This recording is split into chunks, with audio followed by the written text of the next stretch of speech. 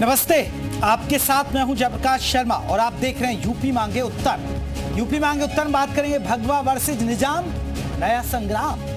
मुख्यमंत्री योगी आदित्यनाथ ने आज शायद कांग्रेस अध्यक्ष मल्लिकार्जुन खड़गे की दुखती रख पर हाथ रख दिया। सीएम खड़गे के आतंक वाले बयान पर पलटवार किया और कांग्रेस अध्यक्ष से सवाल पूछ लिया, आखिर क्या वजह है जो खड़गे निजाम के रजाकारों के कत्लेआम पर चुप हैं? आखिर क्या कारण है कि खड़गे अपनी मां, बहन और परिवार के साथ हुई जाति और उनके त्याग को भूल गए? दरअसल सीएम ने आजादी से पहले एक घटना का जिक्र किया और बताया कि हैदराबाद निजाम के रजाकारों ने खड़गे के गांव पर धावा बोला, हिंसा फैलाई थी। इस हिंसक घटना में खड़गे के परिवार को भी खत्म कर दिया जाता है। सीएम ने पूछा, क्या मुस्लिम वोटों के लिए खड़गे अपने परिवार को, त्याग को भूल बैठे? तो आज यूपी मांगे उत्तर में इसी मुद्दे पर चर्चा हो रही है, लेकिन पहले रिपोर्ट आप देखिए।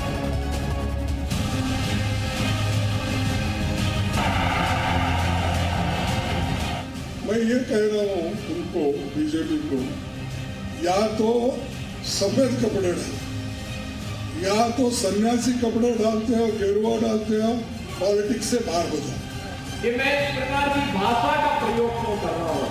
खड़गे जी, मैं एक योगी हूँ और एक योगी के लिए देश पहले होता है।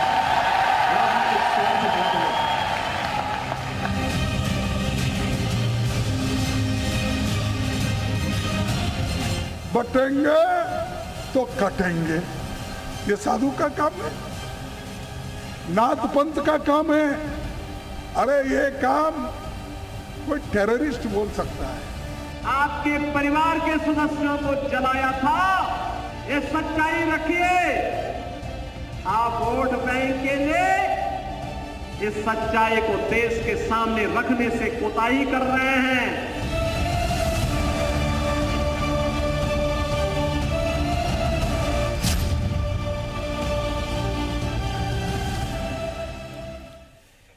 तो आपको बता दें, निजाम के रजाकारों को याद दिलाया सीएम योगी ने। आज के हमारे महत्वपूर्ण सवाल और इसी के इर्द गिर्द हमारी चर्चा हो रही है। आज के जो महत्वपूर्ण सवाल है, बटे कटे पर शोर, निजाम पर क्यों चुप खड़गे?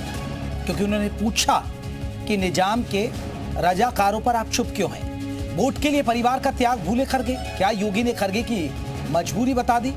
मुस्लिम वोट के लिए कांग्रेस की तुष्टीकरण वाली नीति। आज इन्हीं सवालों के इर्द गिर्द हमारी चर्चा हो रही है।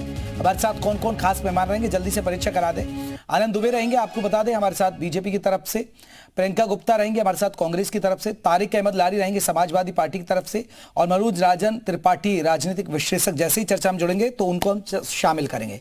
सबसे पहला सवाल मेरा प्रियंका जी आपसे ही है। प्रियंका जी, क्योंकि आप सीएम योगी के वेशभूषा, उनके कपड़ों पर सवाल उठाए आपके अध्यक्ष ने, फिर उनको कहा कि इस तरह की भाषा बोल रहे हैं जैसे कोई आतंकवादी ही बोलता है। अब सबसे बड़ा सवाल है, वो याद दिला रहे हैं हैदराबाद, वो याद दिला रहे हैं निजाम के रजाकारों को जो कांड हुआ, उस पर आपकी चुप्पी क्यों? वो ये सवाल पूछ रहे हैं आपसे।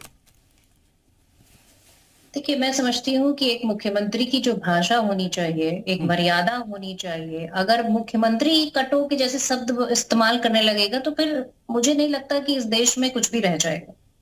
और आप देखिए कि इस तरह से बहराइच का कांड हुआ, किस तरह से भारतीय जनता पार्टी के विधायक ने भारतीय जनता पार्टी के कार्यकर्ताओं पर ही ब्लेम लगाया, तो मुझे लगता है कि ये समझने की जरूरत है। आज उत्तर प्रदेश में जिस तरह से बच्चे प्रयागराज में धरना प्रदर्शन कर रहे हैं और कोई ऐसी मांग नहीं कर रहे हैं कि जो बिल्कुल मतलब रीच से बाहर है गवर्नमेंट के, वो तो सिर्फ यही कह रहे हैं कि अगर आप एक बार आपकी सरकार निकम्मी थी, वो नहीं प्रियंका जी, उस पर तो जवाब दीजिए। निजाम के रजाकारों पर आप लोगों की चुप्पी क्यों, वो ये पूछ रहे हैं, उस पर तो जवाब दे दीजिए। नहीं तो कहाँ चले जाएं? पास्ट में चले जाएं, उनको सिखाने के लिए। जो प्रेजेंट में चल रहा है उस पर बात ना करें, निजाम के रजाकारों के पास चले जाएं। तो वो यही तो कह रहे हैं ना, तुष्टीकरण की नीति आप भी अपना रहे हैं, क्योंकि आप मुस्लिमों पर बोलेंगे नहीं, तो इसलिए कहीं ना कहीं क्योंकि आपको वोट बैंक पे आ रहा है। तो क्या कर दें? आपके समझ में क्या आता है? क्या कर दें हम मुस्लिमों के ऊपर? मतलब वास्तव में मुझे लगता है कि आप लोग अपना सवाल मेरे मुंह में ठूसने की जिस तरह से कोशिश करते हैं। मैडम, मैं क्यों पूछूंगा, मैं क्यों ठूसूंगा? आप कैसी बात करिए? मैं तो सिर्फ निजाम के रजाकारों पर सीएम योगी ने सवाल उठाया, तो मैं तो उस पर पूछ रहा हूँ कि उस पर क्यों चुप है कांग्रेस? इलाहाबाद के बच्चे जो हजारों की संख्या में आज रात भर धरना दे रहे हैं, वो आपके लिए मैटर नहीं करेगा। पर आज से 50 साल पहले क्या हुआ था उसको लेकर आज क्यों नहीं बोल रहे हैं, ये आपका सवाल है। ये है आपका चाल चरित्र और चेहरा। वास्तव में मैं पूछना चाहती हूँ कि आप चाहते क्या हैं, आप यही बता दीजिए। भारतीय जनता पार्टी बता दे क्या चाहती है। ठीक है, मैं लाल कलर की साड़ी अगर पहन के बैठी हूँ तो क्या मैं नक्सली हो जाऊंगी? ठीक है, आनंद दुबे जी जल्दी से जवाब दीजिए। आप चाहते क्या है? क्या पुरानी घटना पर बात करें या मौजूदा वक्त पर बात करें? अरे सवाल का जवाब देना। इलाहाबाद में बच्चों क्यों धरने पे बैठे हुए? अब इनको बहन जी को शांत करा दीजिए तो मैं बोल लूं। हमारी बहन शांत हो जाए तो हम बोल ले। नहीं, सवाल आपको समझ में आया है? अगर सवाल समझ में आया है तो जवाब दे के जाइएगा। ठीक है प्रियंका, जवाब ले लेते हैं। ये जो बच्चे बैठे हैं इलाहाबाद में, प्रयागराज में, वो क्यों बैठे हैं और क्या उनका हक नहीं मारा गया? क्या पेपर लीक नहीं हुआ और उसके बाद दोबारा आप क्यों उसको एक पाली में नहीं करा पा रहे? ठीक है, जवाब ले लो आनंद दुबे जी। आप इन्हीं से पूरी स्पीच दिलवा लीजिए प्रियंका गुप्ता जी को आधे घंटे का। प्रियंका जी आप तो शांत हो जाइए, अब जवाब तो ले लें उनसे। नहीं, ये पहले इनको बोल लेने दीजिए। प्रियंका गुप्ता लगातार बोलिए, आप जब आप बोल लेंगे तब मैं बोलूंगा। भी नहीं है प्रियंका जी, आदेश है आपका बोलने का? नहीं बोलेंगे क्या आप? फिर अभी निजाम पे पहुंच जाएंगे, इलाहाबाद पे तो पहुंच नहीं पाएंगे आप फिर निजाम पे तो पहुंच जाएंगे। समस्या तो आप लोगों की यही है कि मुझे जवाब की उम्मीद भी नहीं है आपसे। तो मैम आप भी अपनी बातों को उनके मुंह में मत ठूसिए ना, वो बोलेंगे, उनका प्रवक्ता, उनका काम है, कहां लेके जाएं। बिल्कुल बोले, मैं क्या मना कर रही हूं? आप निजाम के रजाकारों पर चुप है तो वो तो लेके ही जाएंगे ना। ठीक है दुबे साहब जल्दी से जवाब दीजिएगा। अब बोलूं मैं? हाँ जी, हाँ जी। और मैं गुजारिश करूंगा कि बीच में ना बोले। देखिए, दुष्यंत कुमार ने एक बड़ा अच्छा शेर लिखा था कि कैसे मंजर सामने आने लगे हैं, गाते गाते लोग चिल्लाने लगे हैं। कैसे मंजर सामने आने लगे हैं, गाते गाते लोग चिल्लाने लगे हैं, और वो सलीबों के करीब आए तो हमको कायदे कानून सिखलाने लगे। देखिए, ये वो लोग हैं जो हार की हताशा से बौखला गए। ये सवाल हमसे पूछ रही है। अरे हम पूछ रहे हैं। आपने अभी एक उदाहरण दिया कि क्या मैं लाल साड़ी पहन के बैठी हूं तो मैं नक्सली हो जाऊंगी? बिल्कुल नहीं। तो क्या अगर योगी आदित्यनाथ जी भगवा कपड़ा पहनते हैं? सुन लीजिए प्रियंका जी, प्लीज ऐसे मत करिए, ऐसे मत करिए प्लीज, आप ऐसे मत करिए। आप इन्हीं से डिबेट कराइए, मैं डिबेट छोड़ रहा हूं, आप इन्हीं से कराइए डिबेट। अरे ठीक है प्रियंका जी, आप दुबे साहब रुकिए ना बात। ये तो देखिए काउंटर तो चलता ही रहता है, बात रखिए। आप भाग रहे हैं। आप मुझे बताइए, मैं इनके बीच में बोल रहा हूं। नहीं ठीक है, अब यही है कि प्रियंका जी आप सुन लीजिए। प्रियंका जी वो बात भी वाजिब कह रहे हैं। अब सीएम योगी अगर कपड़ा, आप तो उनके कपड़ों पर सवाल उठा देते हैं। अब आप खुद अपने अध्यक्ष से जवाब पूछिए ना ये बात। चलिए दुबे साहब जल्दी से। दुबे साहब देखिए, सबसे बड़ी बात यह है कि किसने सवाल उठाया? खड़गे साहब ने सवाल उठाया, भगवा कपड़े पे सवाल उठाया, उन्होंने कहा योगी जी के वेशभूषा पे सवाल उठाया, तो उन्होंने सनातन परंपरा का अपमान करने का काम किया। और दूसरी चीज मैं आपको बता दूं कि जब उसकी बात होगी तो निजाम की बात तो होगी, क्योंकि शायद प्रियंका गुप्ता जी को जानकारी नहीं होगी कि आज के महाराष्ट्र के औरंगाबाद, जालना, बीड़, परभनी, लातूर, नांदेड़, उस्मानाबाद, हिंगोली जिले जो हैं उस समय निजाम के कंट्रोल में थे, और रजाकारों की सेनाओं ने यहां जो कत्लेआम मचाया उसकी जानकारी प्रियंका जी को नहीं हो, गूगल करके देख लीजिएगा।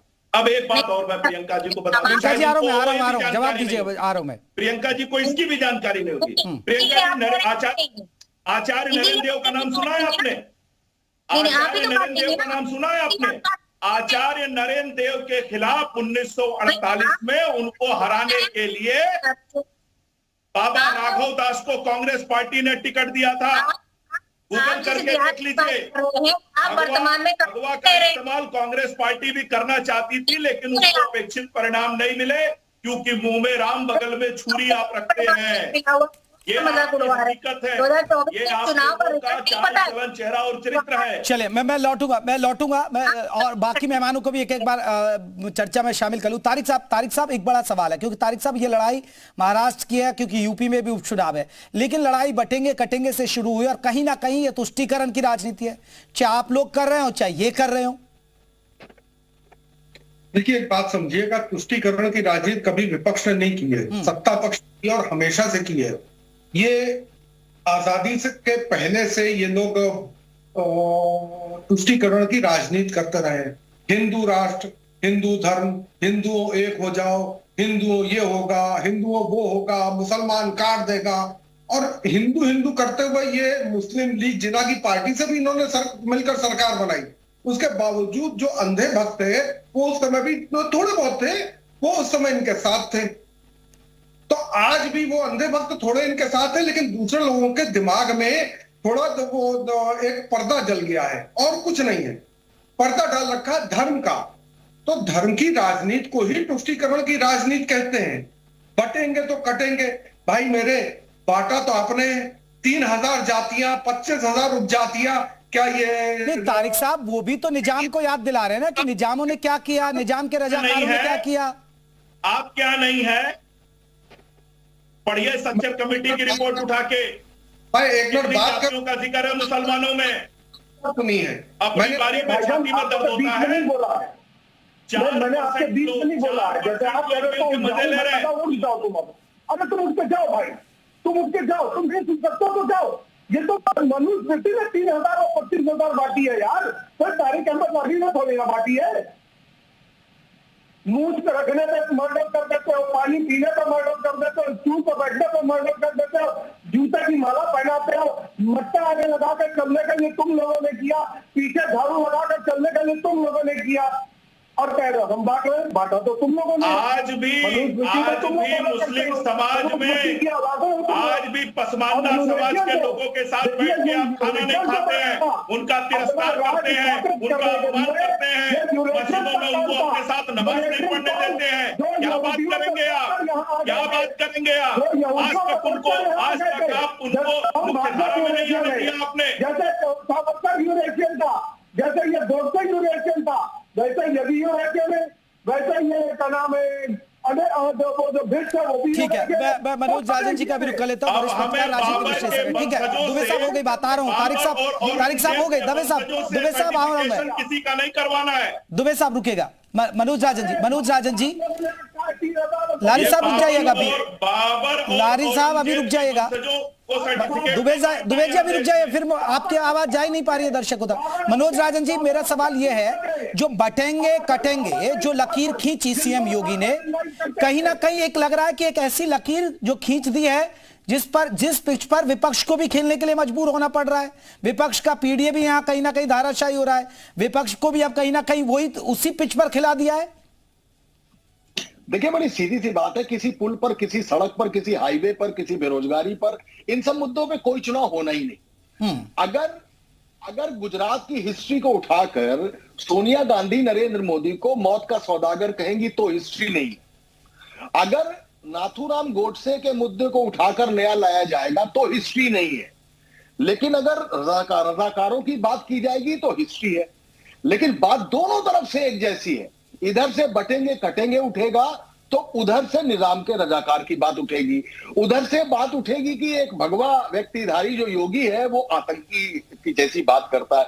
तो दोनों तरफ से बात ऐसी ही होंगी। बिल्कुल सही, अभी कांग्रेस की प्रवक्ता ने बिल्कुल सही बात कही कि बात इस बात पर होनी चाहिए कि इलाहाबाद में छात्र बैठे हैं, इलाहाबाद में छात्र परेशान है। लेकिन इसका जवाब कौन देगा कि जब समाजवादी पार्टी की सरकार थी तो भी उस पूरे आयोग के ऊपर यादव आयोग का बोर्ड लगा दिया गया था, तब भी यही छात्र थे। तब भी मायावती ने मुलायम सिंह की जो भर्तियां 25,000 सिपाहियों की कैंसिल की थी, उसकी जांच में 250 अधिकारियों के खिलाफ एफआईआर की गई थी। ये पॉलिटिक्स है, ये पॉलिटिक्स है। आपको इसी मुद्दे पे उलझाए रहेंगे, निजाम पर बटेंगे। तो मनोज जी वही तो मैं कह रहा हूं ना, मनोज जी वही तो मैं कह रहा हूं कि मुद्दों पर बात नहीं होगी। अब बीजेपी जिस पिच पर अपनी पिच पर खिलाना चाहती है उसी पिच पर तैयार कर दिया। बटेंगे कटेंगे की पिच तैयार कर दी, अब उसी पे विपक्ष खेलने के लिए मजबूर है।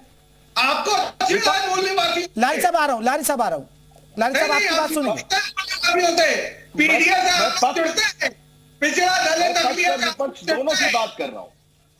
एक तो बहुत ब्लास्ट हो रहा है कान में। ठीक है मनोज जी बहुत ब्लास्ट। हाँ, बात केवल इस बात की है कि पक्ष और विपक्ष आपकी तरफ, दोनों की तरफ से जनता आपकी बाट जो रही है। जनता आपकी तरफ देखना चाहती है, समझना चाहती है कि आप हमें क्या देने वाले हैं और आपने अब तक हमको क्या दिया। इसको प्लीज इस पॉलिटिक्स को खत्म होना चाहिए। मौत के सौदागर से लेके और आजमगढ़ में जब आतंकवादियों की हत्या हुई थी तो सोनिया गांधी रोई थी, दिग्विजय सिंह ने यह बयान दिया था। कुछ ना कुछ कोई ना कोई इन्हीं मामलों में उलझाए रहता है। कम टू द पब्लिक, जनता सब जानती है, लेकिन इसको बांटने में दोनों ही तरफ का हाथ है, और ये दोनों तरफ जब दोनों तरफ। ठीक है, ठीक है। लारी साहब कुछ कहना चाह रहे हैं। लारी साहब, हाँ लारी साहब आप कुछ कह रहे थे, कहिए लारी साहब। इन्होंने कहा कि वो मौत के सौदागर से वो चीज कम होनी चाहिए। तो मौत का सौदागर क्यों कहा? क्योंकि हत्याएं हुई थी, दंगा नहीं होने चाहिए। दंगा, आपका ये मुख्यमंत्री जो इस समय मौजूद है, क्या इन्होंने गोरखपुर तो सर मुजफ्फरनगर भी तो हुआ था ना आपके राज में? क्या ये आपराधिक मुख्यमंत्री नहीं है? ये भी, इसका भी जवाब देना चाहिए कि कैसे बीजेपी ने अपराधिक। मैं वही कह रहा हूं, मेरा कहने का मतलब ही यही है। मेरा कहने का मतलब यही है कि कभी कोई मौत का सौदागर कहता है और कभी कोई कहता है बटेंगे तो कटेंगे। दोनों ही तरफ से ये बात नहीं होनी चाहिए। कभी कोई कहता है कि वो आतंकी है तो कभी कोई आकर कह देता है कि रजाकारों ने हमला किया था। दोनों ही तरफ से ये बात नहीं होनी चाहिए। रुकने चाहिए, तब डेवलपमेंट की बात करिए। हिंदू मुस्लिम पटवा के दंगे करवाते हैं और डेवलपमेंट। चलिए प्रियंका जी आप कुछ कहना चाह रहे थे। लारी साहब हो गई बात, ठीक है, बात पूरी हो गई। देखिए जयप्रकाश जी यहाँ पर आते हैं तो भारतीय जनता पार्टी के प्रवक्ता बड़ी बड़ी कर रहे हैं, पर इनसे पूछना चाहती हूँ कि उत्तर प्रदेश में किसको, कौन अभी मारा गया बहराइच में? क्या नाम था उसका? मिश्रा था ना? उसके बाद आप ये बताइए कि जब यहाँ पर उत्पात मचा। प्रियंका जी देखिए, मनोज जी ने एक बात कही, मैं फिर अपनी बात रखिएगा। प्रियंका जी एक मिनट सुनिएगा। मनोज जी ने एक बहुत अच्छी बात कही कि आप वो बटेंगे कटेंगे कर रहे हैं, तो आप इनको मुद्दों पर क्यों नहीं घेर पा रहे हैं? आप ऐसी पिच तैयार करिए, इनको घेरिए, बेरोजगारी पर घेरिए, जो समस्या है महंगाई पर घेरिए।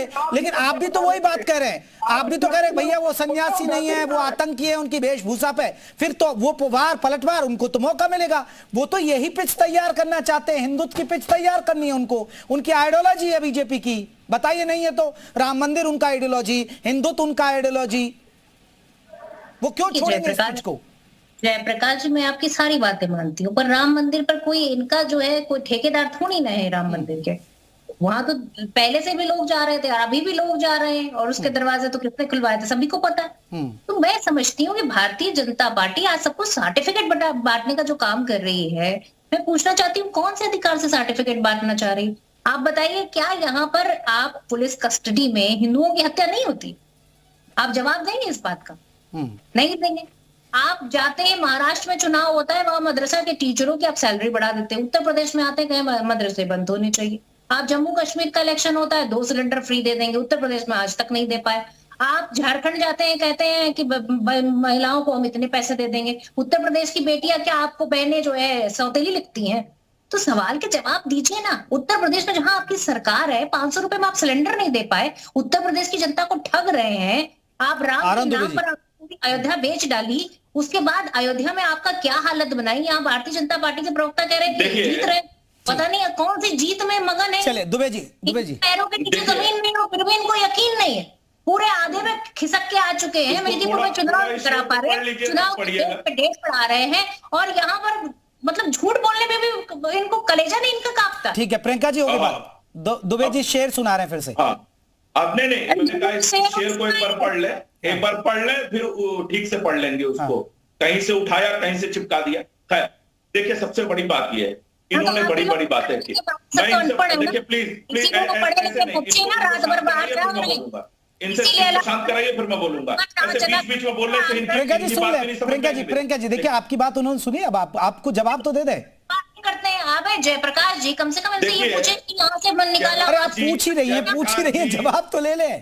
आप इतने सवाल पूछ रहे हैं कि वो जवाब ही नहीं दे पा रहे, और दर्शक कहते होंगे, दर्शक पता आपको टीवी पे देख रहा होगा कि प्रियंका जी ने इतने सवाल पूछ लिए लेकिन जवाब देने ही नहीं देती है उनको, अब वो जवाब ही नहीं दे पाएंगे। दर्शक जो सोच रहा होगा, हमारे साथ जो डिबेट में देख रहा होगा, ठीक है मैंने यहाँ से काटा वहां चिपका दिया, पर ये बच्चे जो इलाहाबाद में बैठेंगे भी कहीं काट के चिपका देंगे। अरे मैडम जवाब ले लें आप, ठीक है जवाब दे रहा हूँ। जयप्रकाश जी सुनिए, एक बार एक शब्द बोल के दिखा दीजिए। देखिए, इन्होंने हिमाचल प्रदेश में वादा किया, कहा 5 लाख नौकरी दिए, पूछिए कितनी दी?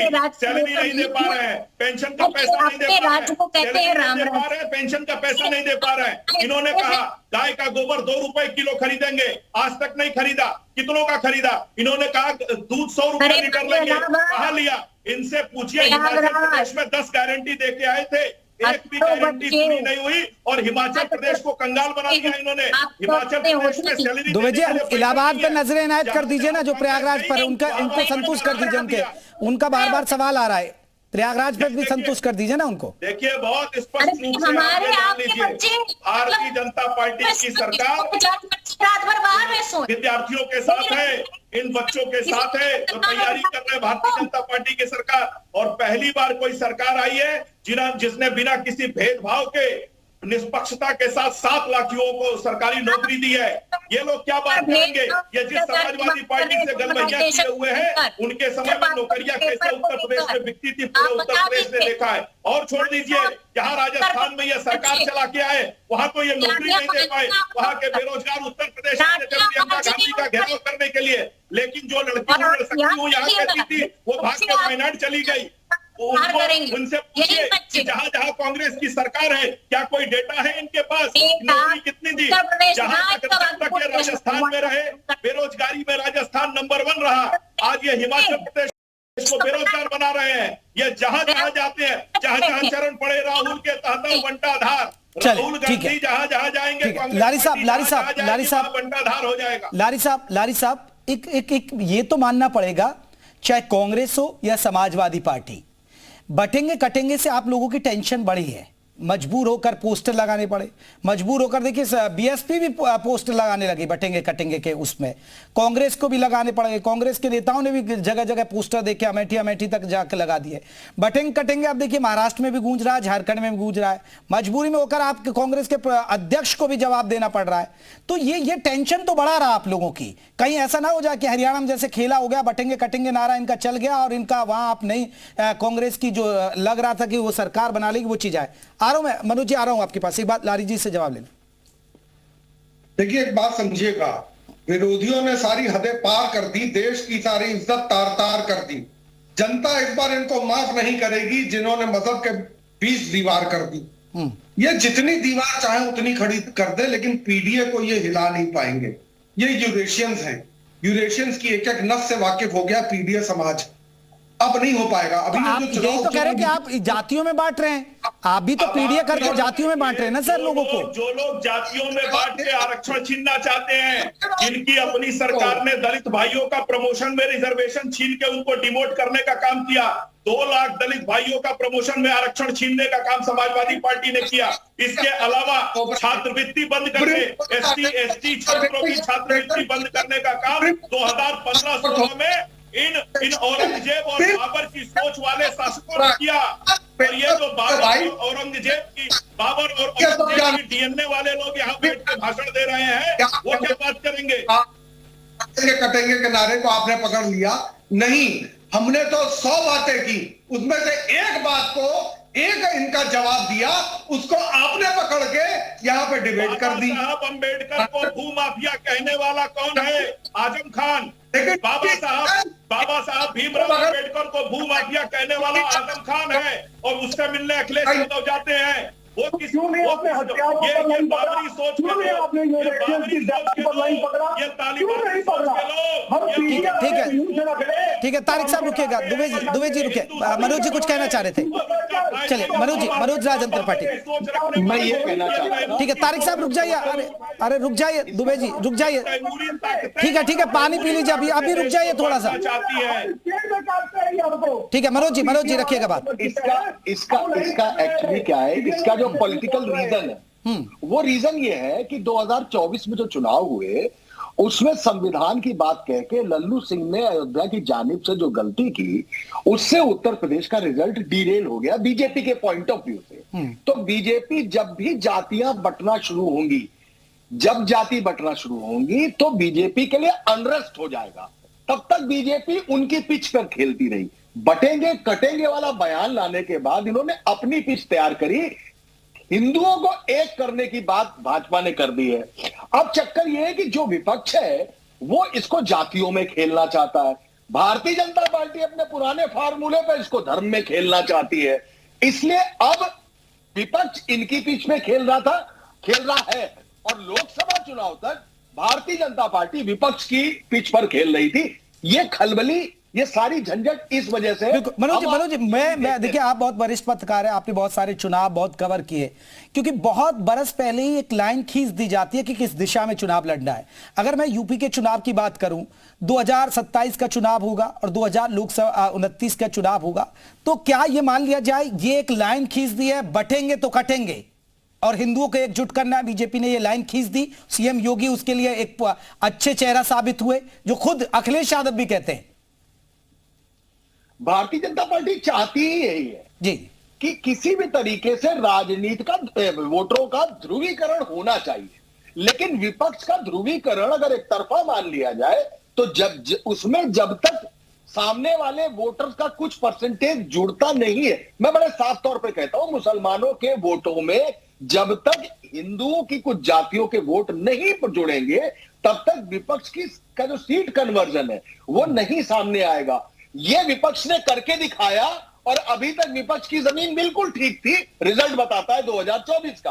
अब विपक्ष के लिए खलबली ये आ गई कि भारतीय जनता पार्टी फिर धर्म का फार्मूला ले आई, इसलिए विपक्ष के लिए प्रॉब्लम है। वो आतंकी कहना, ये कहना, वो सब ये बड़ी बात। दुबे साहब देखिए, चाहे प्रियंका जी बात करें या लारी जी बात करें, और देखिए मनोज जी ने भी वही जिक्र किया, ये तो है कि पीडीए ने आपकी जड़ें हिलाई, पीडीए फॉर्मूला हिट रहा, और सबसे ज्यादा आपको यूपी में नुकसान हुआ। अगर 400 पार का नारा पार करना था तो यहां से हो सकता था वो, लेकिन वो सब अधूरा रह गया, आपके यूपी ने ब्रेक लगा दी। अब इसलिए आपको इस पिच पे खेलना पड़ रहा है कि आप हिंदुत्व के एजेंडे को धार दीजिए। नहीं, देखिए, परिवार डेवलपमेंट अथॉरिटी को पहले ही पहचान चुकी थी उत्तर प्रदेश की जनता, और माननीय योगी जी ने कहा ना कि प्रोडक्शन हाउस ऑफ दंगाई और अपराधी हैं ये लोग, तो ये वही लोग हैं, इसको उत्तर प्रदेश की जनता भी पहचानती है।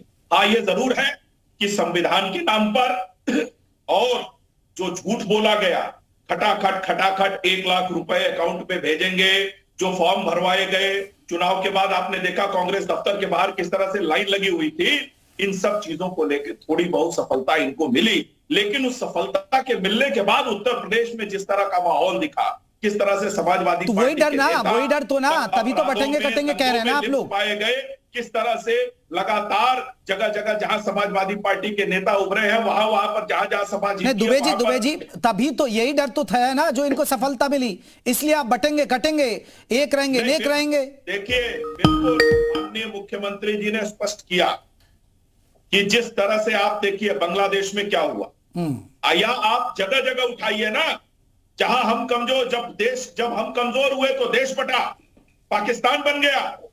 आज भी आप देखिए जहां हम बटे वहां क्या स्थिति है। तो बिल्कुल सही कहा उन्होंने कि बटेंगे तो कटेंगे, एक रहेंगे तो नेक रहेंगे। ठीक है प्रियंका जी, क्योंकि देखिए बीजेपी सोचकर चलती है, बटेंगे कटेंगे का फायदा हरियाणा में मिला, अब महाराष्ट्र, फिर झारखंड, फिर यूपी चुनाव, लग रहा है इनको फायदा मिल जाएगा। भाई, भारतीय जनता पार्टी के प्रवक्ता से पूछिए कि हरियाणा में कितने % मुस्लिम रहते हैं, उसी से पता चल जाएगा कि क्या धारा फिट रहा है उनका। हरियाणा आप तो जीत रही थी ना, आप लोग हरियाणा बड़ी बड़ी बातें कर रहे थे, वहां भी तो संविधान के नाम पे झूठ बोल रहे थे, क्या हुआ? नहीं 22,000 वोट जनता ने आपकी गाड़ी पंचर कर दी हरियाणा में। अभी नहीं को बोल लेने दीजिए जयप्रकाश जी। देखिए जयप्रकाश जी, मैं कहना चाहती हूँ ये पाकिस्तान तक घूमा है पर इलाहाबाद नहीं पहुंच पाए। इलाहाबाद के बच्चों का दुख दर्द, इलाहाबाद के बच्चों के साथ पूरी सरकार खड़ी है। पाकिस्तान को आप लोग जाते हैं, पाकिस्तान को आप लोग जाते हैं, मजार पर, बाबर की मजार पर तो आप लोग जाते हैं, राहुल गांधी जाते हैं, इंदिरा गांधी जाती है। तो मजार से और पाकिस्तान से तो आपको प्रेम है, जिन्ना से तो आपको प्रेम है। अभी एक पूर्व सांसद ने जो समाजवादी पार्टी और कांग्रेस पार्टी के कोटे से राज्यसभा गए थे, उन्होंने कहा है कि हमारा बड़प्पन है, वरना लखनऊ तक पाकिस्तान होता। ये उन्होंने ही कहा है जो आपकी पार्टी से और समाजवादी पार्टी के कोटे से राज्यसभा गए थे। ठीक है दुबे जी, बात हो गई। प्रियंका जी जल्दी से जवाब दीजिए क्योंकि आप चर्चा के आखिरी पड़ाव पर है। देखिए, मैं जयप्रकाश जी सिर्फ इतना कहना चाहती हूँ कि बात अगर पाकिस्तान की होगी तो ये भी बात होगी कि पाकिस्तान के 2 टुकड़े किसने किए थे। उस समय जो प्रधानमंत्री थी इंदिरा गांधी जी, उन्होंने किए थे। और आज इनसे वो संभाला भी नहीं जाता और बड़ी बड़ी बातें कर रहे हैं। खैर छोड़िए, मैं सिर्फ चलिए देखते हैं। अब देखिए बटेंगे कटेंगे क्या होगा, ये तो नतीजे बताएंगे। मैं माफी चाहूंगा, यूपी मांगे उत्तर में बस इतना है। आप सभी मेहमान हमारे साथ जुड़े और अपनी बातें रखी, तो यूपी मांगे उत्तर में बटेंगे कटेंगे पर जो बवाल मचा हुआ है महाराष्ट्र, झारखंड और यूपी के उपचुनाव, उस पर हम बात कर रहे थे। नमस्कार।